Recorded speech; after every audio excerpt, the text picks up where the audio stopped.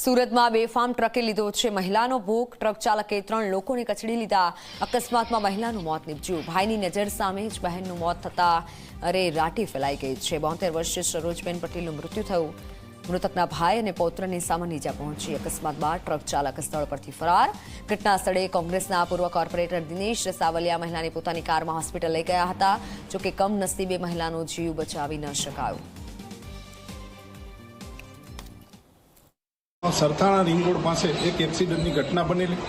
એક ડમ્પર ચાલકે જે એક એક્ટિવા ચાલક હતા એમને ટક્કર મારી અને એ ટક્કરની અંદર જે એક્ટિવા ઉપર જે સવાર એક બેન હતા એમને મરણ તો લીધા થયેલી અને ખૂબ ત્યાં મોટા પ્રમાણમાં લોહી પણ એમનું વહી ગયું અને 108 બોલાવી પણ 108 ટાઈમે નહીં આવતા મારી ખાનગી ગાડી હતી એની અંદર એમને અમે હોસ્પિટલ લઈ જવા માટેના પ્રયત્ન કર્યા પણ એમાં અમને સફળતા નહીં મળી અને હોસ્પિટલ પહોંચે એ પહેલાં જ એમણે એમનો જીવ ગુમાવી દીધો।